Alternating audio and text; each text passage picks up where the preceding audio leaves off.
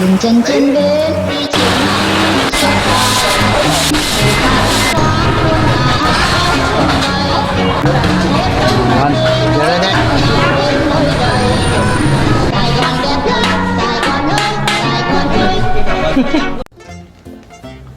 안녕하세요. 오늘도 신선의 썰방에 오신 걸 진심으로 환영합니다. 9월 12일 베트남 태풍 5호 꼰손의 영향으로 호치민시도 바람이 많이 불고 비가 오락가락한 날씨입니다. 베트남 기상대는 베트남으로 접근하고 있는 5호 태풍 꼰손이 9월 12일부터 14일까지 중북부 지역에서 뇌우를 동반한 폭우가 내릴 것으로 예보하고 일부 지역에서는 강우량이 100에서 200mm까지 예상되고 최고 250mm가 넘는 지역도 있을 것으로 예보를 했습니다. 태풍은 9월 13일 오후 4시경 열대성 저기압으로 일부 세력이 악화되어 광민성에서 광남성까지 이르는 육지에 상륙할 것으로 예상되며 바람은 50에서 60km로 예상되며 이후 열대성 저기압은 72에서 96시간 동안 4시간이나 10km씩 북서 방향으로 이동해 내륙을 통과해 중부 라오스로 빠져나가면서 저기압으로 세력이 약화될 것으로 예보했습니다.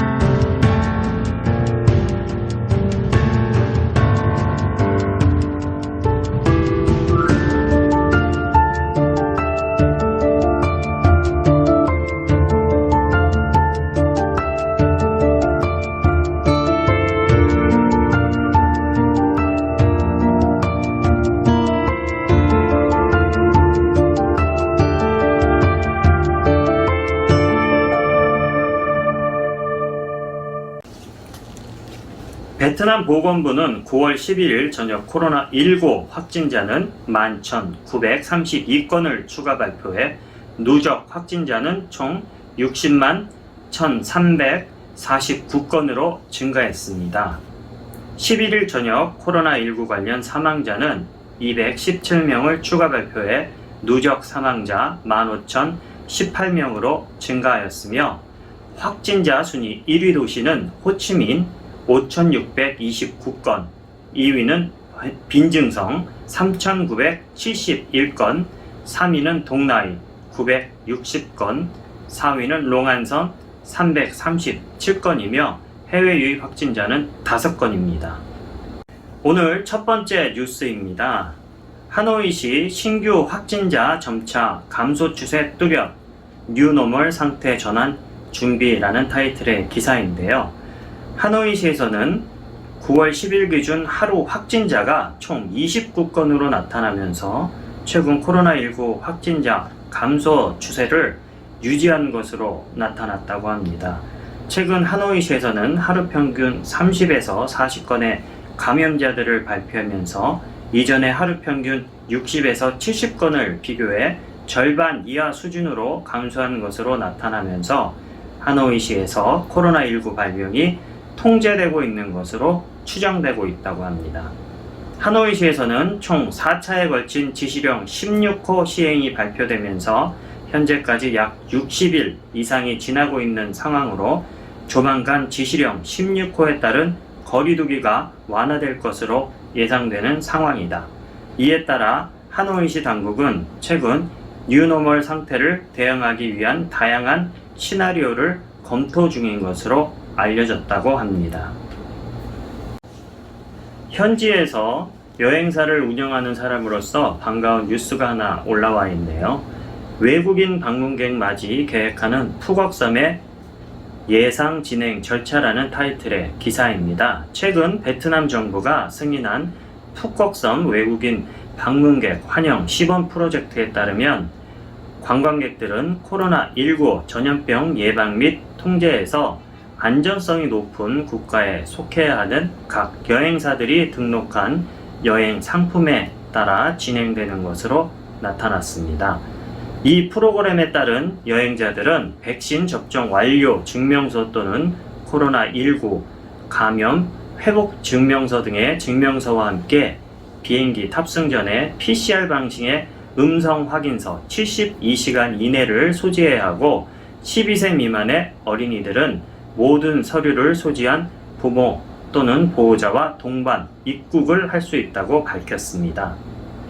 또한 방문객들은 입국 전에 사티 베트남 트래블 등과 같은 최신 애플리케이션을 통해 의료 선언을 작성한 후 QR코드를 생성한 후 제시해야 하며 만약 방문자들이 조건을 완전히 충족시키지 못할 경우 입국이 거부될 수 있으며 귀국 또는 경유하는 비용은 여행자 개인이 전액 부담을 해야 한다고 합니다. 한편 방문객들은 베트남 입국 후 보건부 규정에 따라 OK를 완전히 구현해야 하며 스마트폰은 항상 블루투스와 GPS를 작동시켜 출입 장소를 통제해야 하며 각 지역 국경 검문소에는 코로나19 의심 징후가 있는 경우 바로 격리 조치해야 한다고 합니다. 입국자들과 관련된 검역관, 출입국 관리관, 항공사 직원, 여행사, 교통, 숙박시설 등에서 활동하는 사람들은 방문자들이 도착하기 전 14일 이전까지 코로나19 백신 2회 접종을 완료해야 한다. 시험 프로그램에 참여하기 위해 선정된 호텔 및 리조트는 최소 3에서 5성급 이상으로 외국인 방문객들을 위한 별도의 숙박 공간이 있어야 하며 지역사회와 분리되어 접촉되지 않도록 별도의 장소를 보유하고 있어야 한다.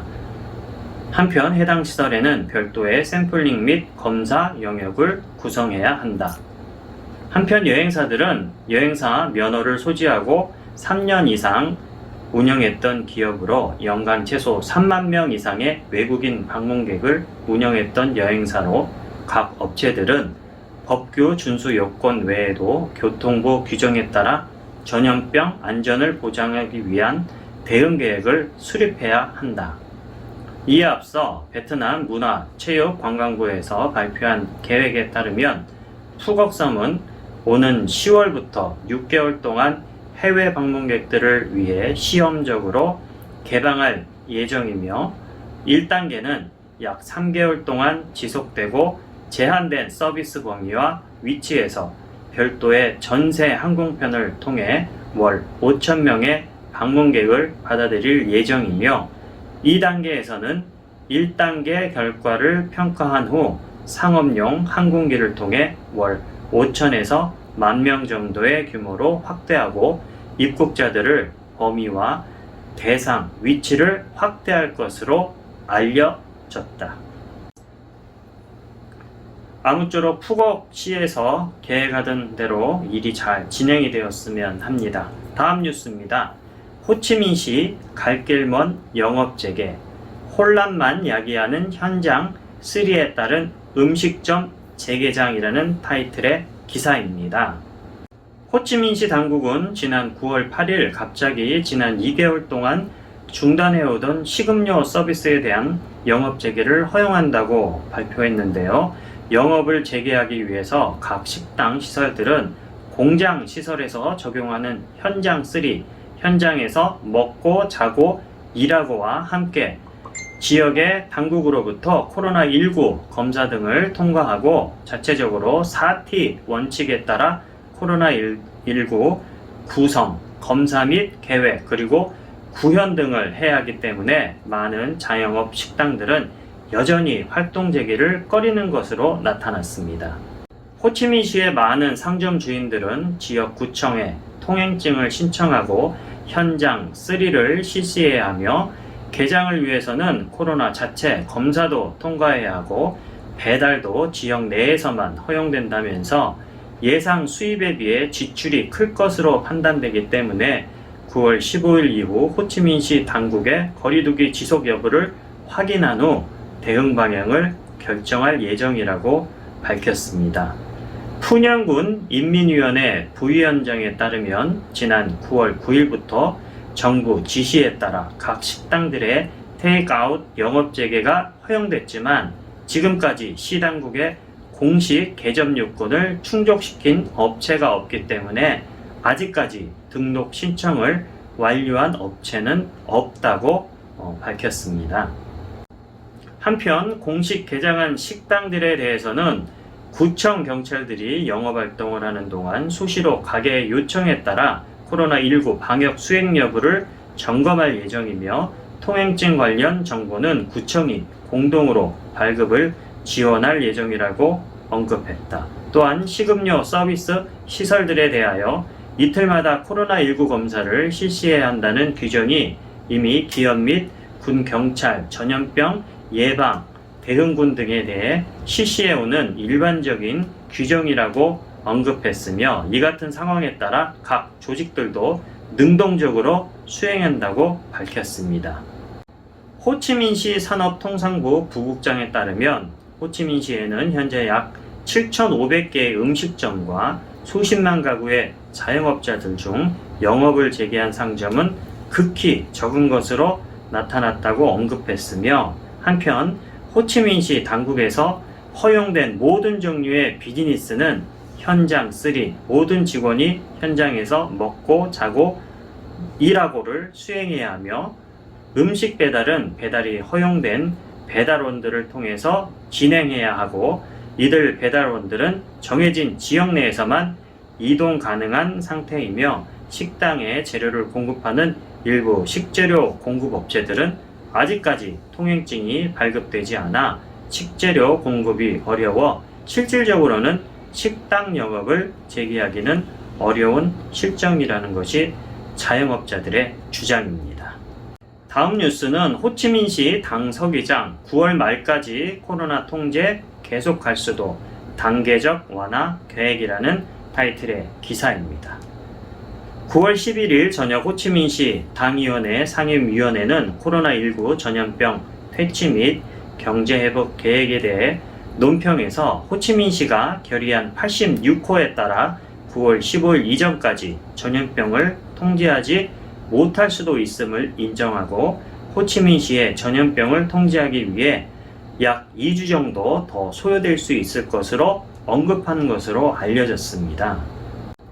호치민시는 지금까지 약 103일 동안 강력한 이동 통제를 이어오면서 단계적인 묘포와 대응책을 적용하면서 전염병을 통제해 왔지만 지금까지 몇몇 지역에서만 전염병 통제 기준을 충족했으며 여전히 나머지 지역에서는 이동 통제를 계속해야 한다고 평가를 했습니다. 이런 지역들을 대상으로 점진적으로 완화하는 방안을 적용해 도시 전체적인 대응책을 찾을 수 있을 것이라고 언급했습니다.